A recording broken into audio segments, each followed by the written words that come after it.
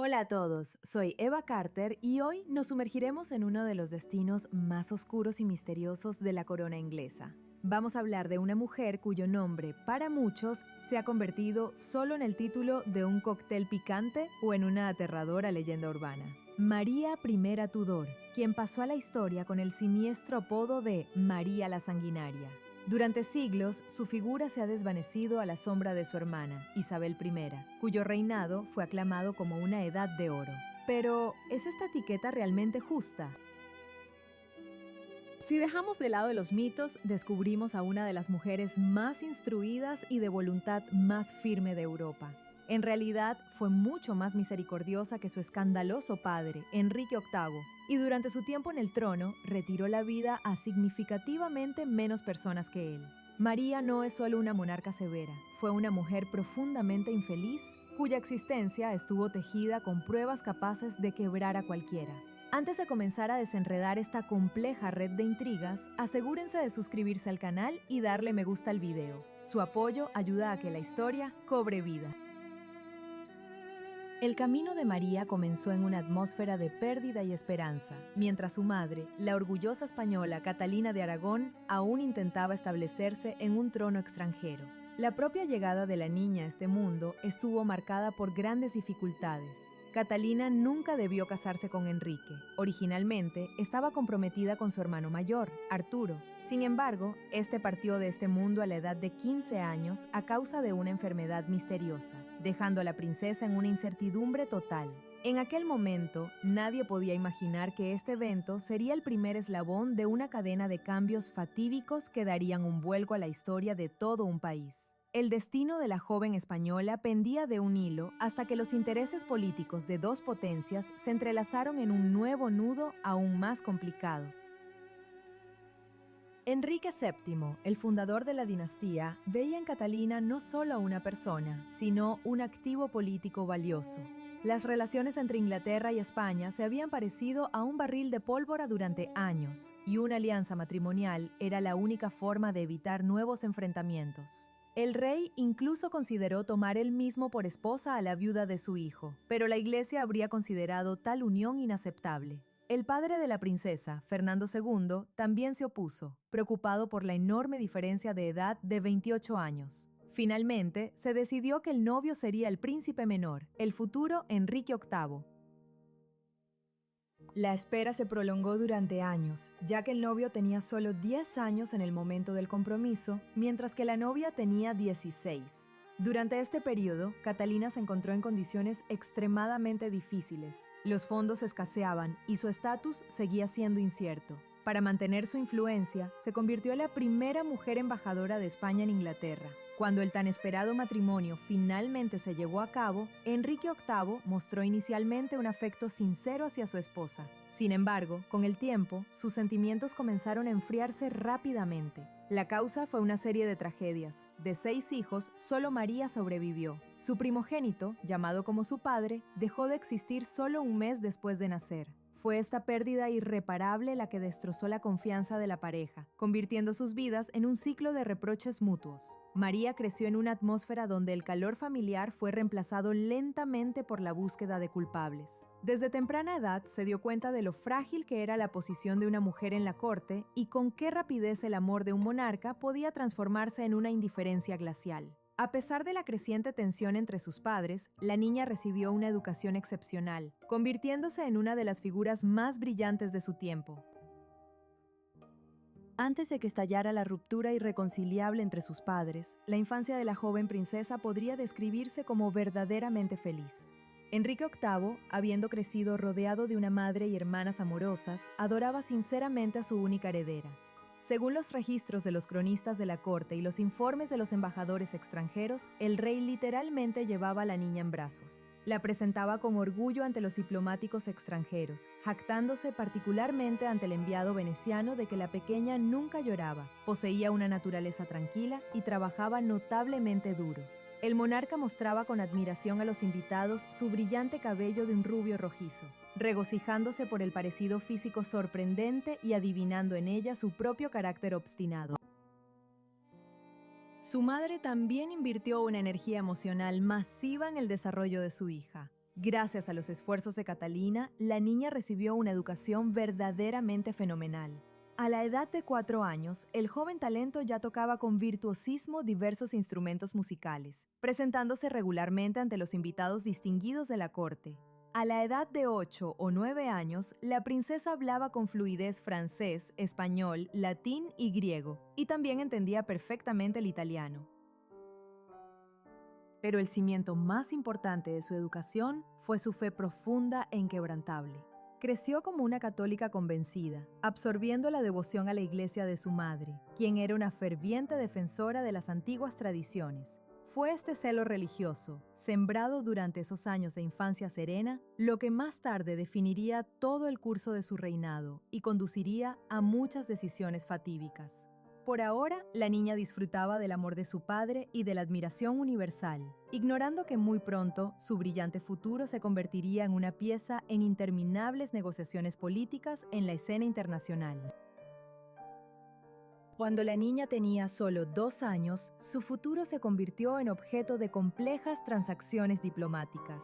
El primer pretendiente a su mano fue el delfín de Francia, que solo tenía unos meses de edad en aquel entonces. En la ceremonia formal de compromiso, la pequeña princesa se comportó de manera ejemplar, permitiendo incluso que el representante del novio colocara un diminuto anillo de diamantes en su dedo. Sin embargo, la alianza con Francia perdió rápidamente el interés del rey. Pronto, la atención de su padre se desplazó hacia Carlos V, el emperador del Sacro Imperio Romano Germánico. A pesar de que el novio era su primo hermano y poseía un rasgo específico, una mandíbula inferior prominente, este matrimonio se consideraba un asunto de importancia nacional. Pero aquí también los vientos políticos cambiaron. Carlos prefirió una alianza con Portugal, dejando atrás a la niña de 6 años. Siguió una serie de uniones fallidas. Las listas de posibles maridos incluyeron al monarca francés, sus hijos y al rey de Escocia, Jacobo V. Pero el plan más impactante y aterrador de su padre fue la propuesta de casar a María con su propio medio hermano, Enrique Fitzroy. El monarca buscaba desesperadamente una forma de convertir a su hijo ilegítimo en el heredero al trono, ignorando las prohibiciones de la Iglesia. Este proyecto solo fue interrumpido por una firme protesta de la Iglesia y el hecho de que el joven dejó de existir a la edad de 15 años. Todos estos juegos pasaron a segundo plano cuando Enrique se dio cuenta finalmente de que Catalina de Aragón no podría darle más herederos varones. El rey comenzó a buscar en otra parte para perpetuar la dinastía, y pronto apareció una figura cuya presencia destrozó el mundo familiar de María hasta sus cimientos. En el año 1526, la atención del rey se desplazó hacia Ana Bolena. Ella no quería ser solo una favorita como su hermana y exigía un estatus legal. Para María, este momento fue el comienzo de una crisis masiva. El divorcio en el siglo XVI era algo inaudito, especialmente en el mundo católico. Para legalizar una nueva relación, Enrique entró en conflicto abierto con Roma y la corona española. Esta decisión golpeó a María con la fuerza de un proyectil que explota. Fue declarada ilegítima, despojada de todos sus privilegios y de su derecho al trono. El trato del padre hacia la madre se volvió verdaderamente cruel. Catalina de Aragón fue literalmente obligada a abandonar sus aposentos, que fueron entregados a Ana. A la orgullosa española se le ofreció la oportunidad de retirarse a un convento, pero hasta su último suspiro se consideró a sí misma la única esposa legítima. La prueba más cruel para María fue la prohibición de comunicarse con su madre. No se les permitía verse, ni siquiera intercambiar cartas de manera oficial. Solo unas pocas almas valientes, arriesgando su posición, pasaban mensajes en secreto entre ellas.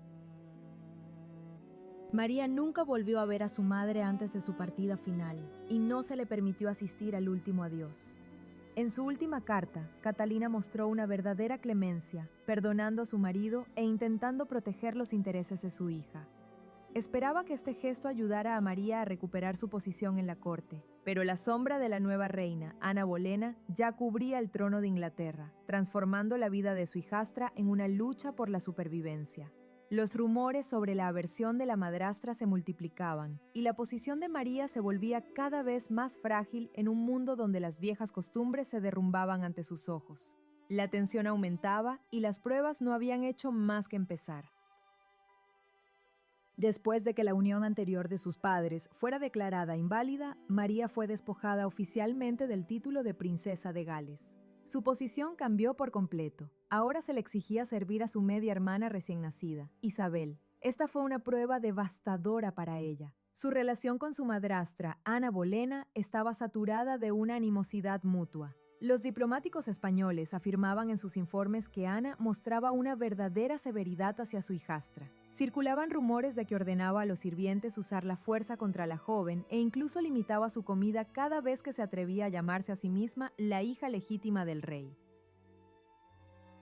Un episodio particularmente doloroso ocurrió cuando Enrique y Ana aparecieron en la corte vestidos con ropas amarillas brillantes, inmediatamente después de la partida de Catalina de Aragón. Algunos vieron en esto un homenaje a las tradiciones de luto españolas, pero la mayoría lo interpretó como una demostración abierta de falta de respeto.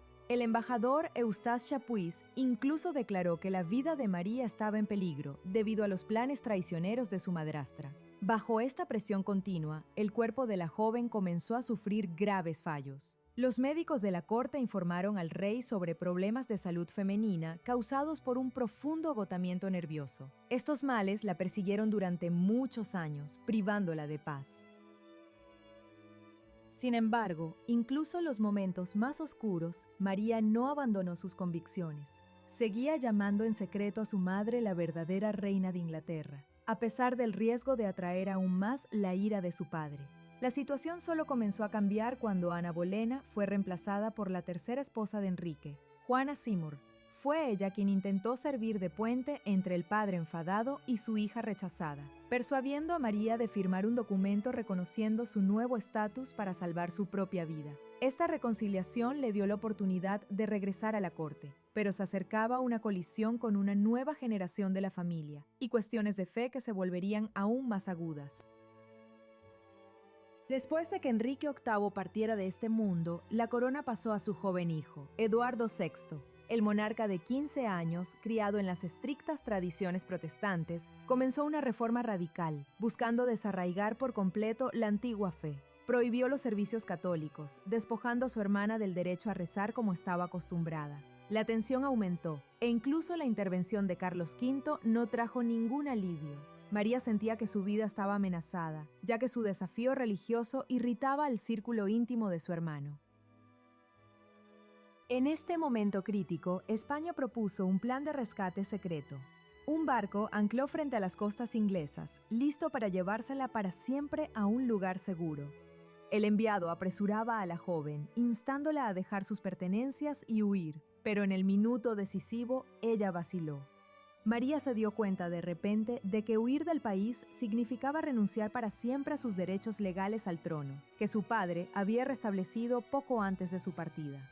Eligió quedarse, confiando en las predicciones sobre el corto reinado de su hermano. Y las profecías se cumplieron. Pronto, Eduardo VI, agotado por una pesada enfermedad, se despidió de este mundo a la edad de 16 años. Según la ley de sucesión, el poder pasaba a María, abriendo el capítulo más duro y controvertido de su destino.